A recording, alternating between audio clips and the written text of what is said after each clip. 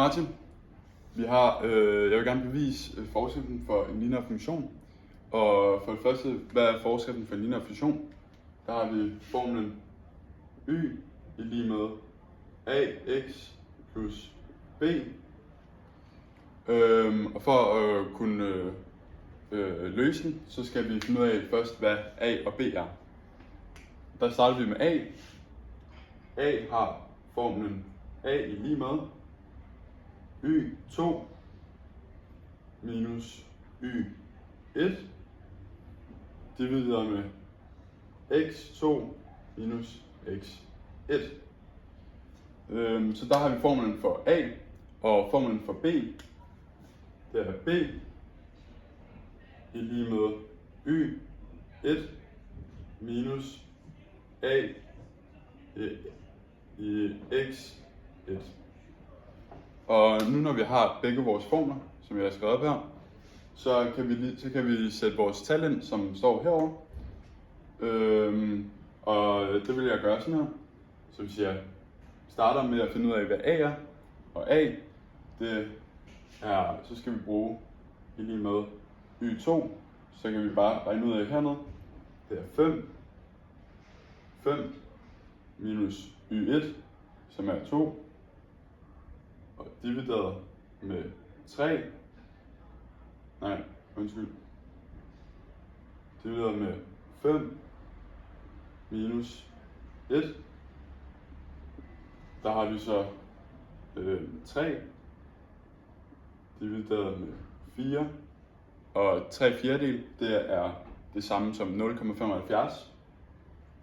Så skriver vi lige med 0,75. Derefter skal vi finde ud af, så skal vi beregne b, og vi har formlen her. Så vi siger b i lige med y1, og y1 det var 2. Så b i lige med 2 minus a, og vi har regnet a ud her. Det er 0,75 gange x1, som er 1. Og det er lige med 1,25. Og nu har vi beregnet a og b, og det vil vi derfor efter beregne den hele og skrive vores tal ind i funktionsforskriften. Så vi siger y i lige med a, y i lige med 0,75, fordi det er a,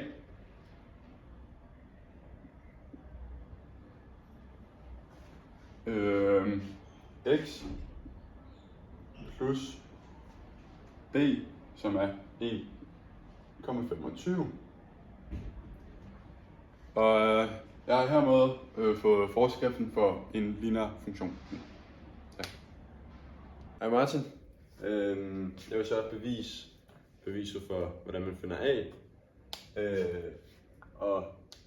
En lineær funktion er jo bare en lige linje på en graf,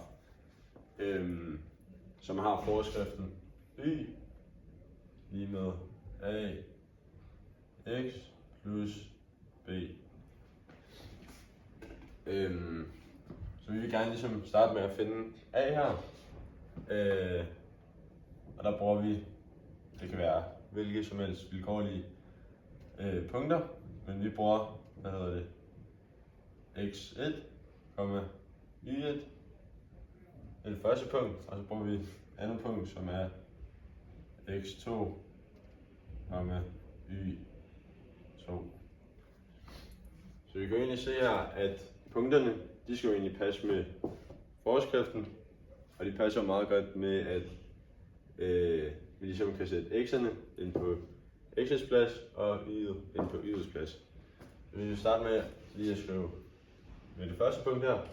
Vi skriver y1 lige med a x1 plus b.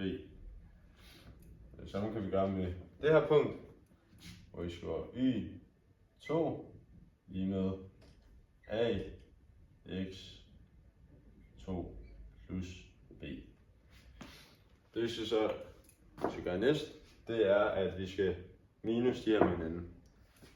Så på den ene side af lighedstegnet, så siger vi y2 minus y1 lige med ax 2 plus b.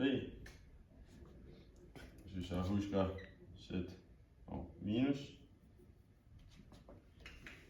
jeg lige husker at sætte det i parentes. Det her skal vi sætte i parentes. A x 1 plus b.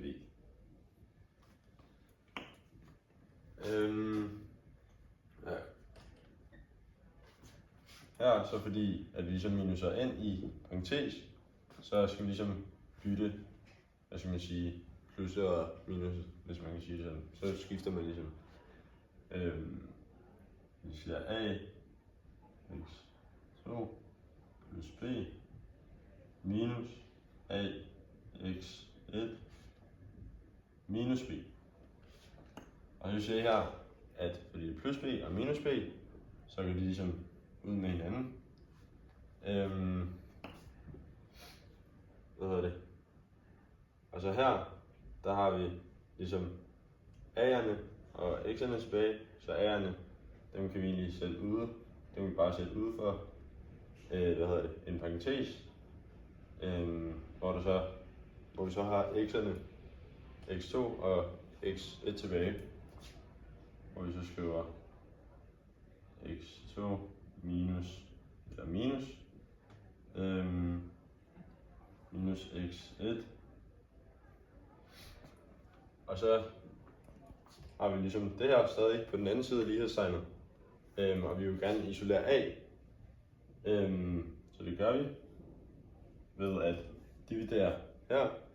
Vi skriver a lige med y2 minus y1 divideret med x 2 minus x1. Og der har vi beviset på a. Hej Martin, jeg vil nu bevise anden del, der er Vilas beviste første del. Så han beviste A, så jeg vil bevise B. Jeg har allerede skrevet B op her. Det vi egentlig skal gøre, det er, at vi bare tager y1 i lige med ax1 plus b, så den skal op her. y1 i lige med ax1 plus b. Og så skal vi egentlig bare isolere b. Gør det, lad os sige b i lige med y1 minus ax1. Og der har vi så allerede fundet b. Så her har jeg bevist b.